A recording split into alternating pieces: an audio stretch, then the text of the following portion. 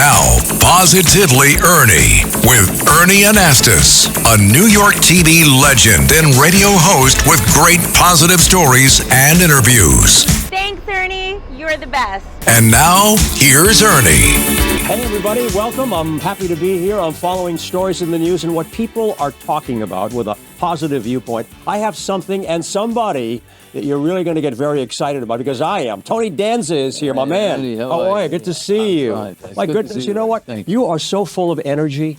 Every time I talk to you, you're like on fire. I love that about you. Yeah, I'm I'm getting a little late. I mean, what is it? You know what I'm saying. No. But I try to keep, There's a great line. You got to keep being a student. You got to keep trying to learn something every day, and Yes. and you got to try to. I don't know.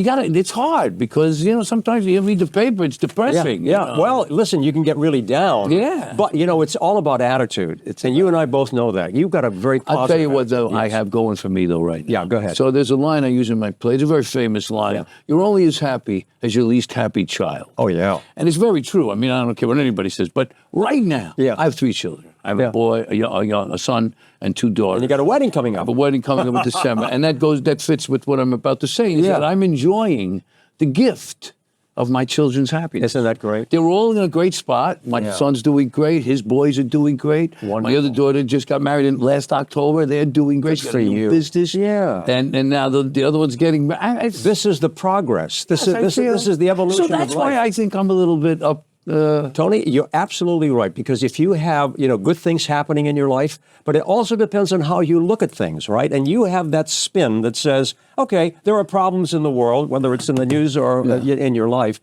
but how do you handle them? How do you handle I tell you what I think about that, and I think it's why I'm here to talk to you about it today. Is, we as a society. Yeah. I think one of the things that we've sort of abdicated our responsibility for is nurturing our children. Sure. When I went on TV, there was a family hour, so only kids could only see certain things. We watch what they bought, what they read. Yeah.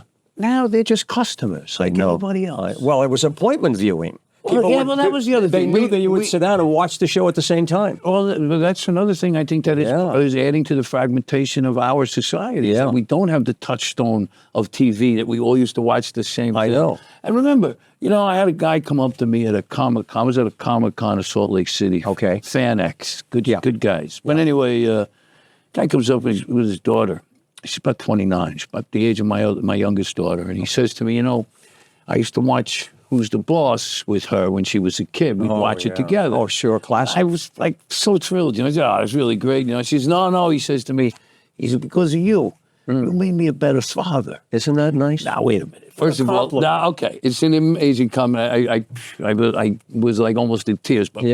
But the point I want to make is that I worried about that message. And we did almost 200 episodes. Every weekend, every week, I was like, what's the message? Right. Because I got kids out there, and I don't want to be sitting next to a 7-year-old. Well, you had a conscience. Right. Absolutely. You cared about what you were doing. With great influence becomes at least some responsibility. Without a doubt. At least that's how I feel. I felt. And so I was very proud of that. We don't have that anymore. Be. So now what I'm Role models. You're talking about role models, my friend. That's how important it is to have people that you look up to and you say, I want to emulate that. That's right. And unfortunately, I do another joke in my act about how the music of yesterday, the American Songbook is so, it's all about, and how all of us grew up on nothing but love songs. You bet. And look how we turned out. And the lyrics. And look how we turned out. Yeah. So imagine what might happen. I just feel like we got to do something about the kids. That's why I've been at the Police Athletic League for the last 8 years. I know you have. Working and doing a teen acting program, which now I've taken out on our own. It's called the Stars of Tomorrow. I want to talk about that. Because you know what, Tony? You started this, 10 years ago? 10 years ago, I got back to the city, and I wanted to volunteer. I ended up at the All-Stars on 42nd Street. Right. Stayed there 2 years. Went to PAL. Right. Police Athletic. I was a PAL kid when I was 12 in Brooklyn. So So I went to PAL. We were there for 8 years. We engaged over 5,000 kids. Ernie, we got over 200 in college. This is incredible. It's an acting program, teen acting, because when you teach a kid how to act, You teach a kid how to I act. love that line. And you use that a lot. I love it. Now, wait a minute. You do so much to help out kids. And you've got a big event coming up, October 26th. It's our first. Pershing Square, 42nd. It's our first benefit show. Yeah, tell me about this. Because I left Powell and got a 501c3, so we're a legit standalone nonprofit. And it is called the Stars of Tomorrow Project. And our first benefit show, I'm so excited about it, is October 26th at the Pershing Square Signature Theater on 42nd Street. It's going to be in the style. Tell me about it, because it's an old style variety show. That's what I heard. It's like an Ed Sullivan show. So we have a host, myself. I'm going to co-host with one of the kids. His name is Kay. He's a wonderful kid. Yeah. And we're going to do a show. We got a bunch of different acts, a bunch of different things that the kids do. I also have some celebrity guys who are going to show up and maybe do something. I got But you take great, pride in helping others. And that's what you're all about. Because I know that. I hear you talking all the time. But I want you to know, there's a certain self thing about it. Go ahead. Number one, people say, oh, it's so great you do this. It's great for me. It's good. I feel good about it. It helps your soul. Makes sure it's good for me. Of course. The other thing is, Ernie, we're New York guys, right? Right.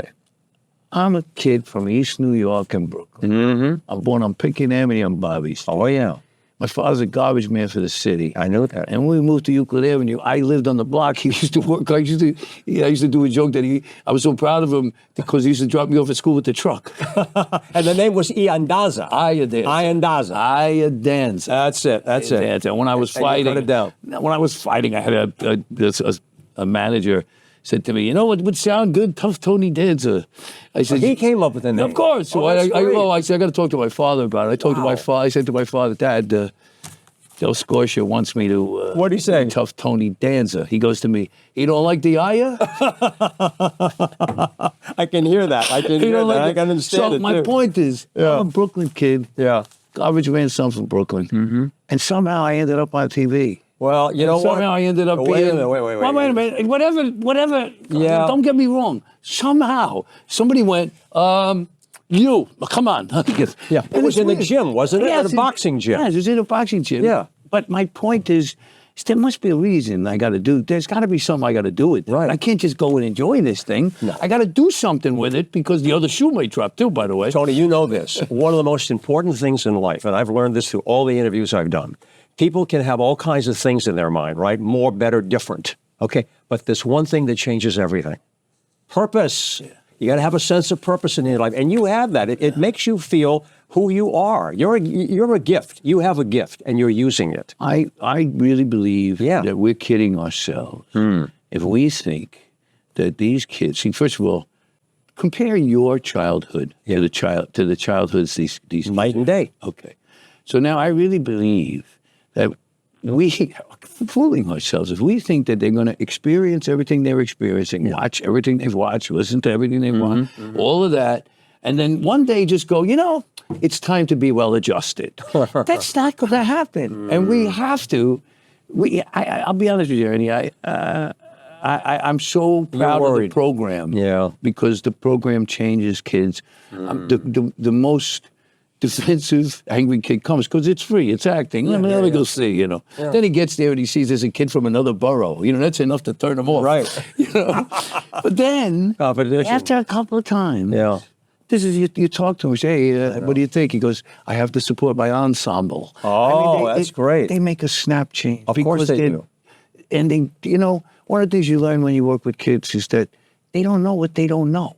Exactly. In other words, we could know it, he could know it, everybody knows it, but they don't know it. Right. But they want to learn. One of the things we're doing in the show, in the program, is we're doing a wellness component. Yeah. Oh, yeah, that's good. I want to teach kids how to shop and how to cook. Good. Why not do that? More independent. So I took a bunch of kids to a supermarket. We shopped. We got some chicken cutlets, some breadcrumbs, some broccoli, some salad stuff. Then we went on a Zoom and we made chicken, breaded chicken cutlets, and I showed them how to do it. And now they're clamoring for a meatloaf. Of course. Well, you introduce it. One time when I was in junior high, we had a career day, everybody comes out there and talks about different careers. And I went to my homeroom teacher, Miss Evelyn Ryan, and I said, Miss Ryan, how do you know what to do with your life? She looked at me, she used to call me Ernest, right? She said, Ernest, whatever you enjoy doing will be the avenue to your success. what do you like to do in your spare time? I said, I built a little radio studio in my basement. She said, that's it. So if you go out to young kids, right, and that's what you're doing, you ask them, what do you want to do? What do you love? Well, you see, they light up. You see, Ernie, here's the other thing. Here's the secret, though. Yeah. The secret is that they come for the acting, but we teach them about life. Exactly. That's the thing. Yeah. See, I mean... Well, you're like a good parent. Well, I'm like a good father. I'm at least trying to be an adjunct or a part of it. Yeah. You know, I'm trying to...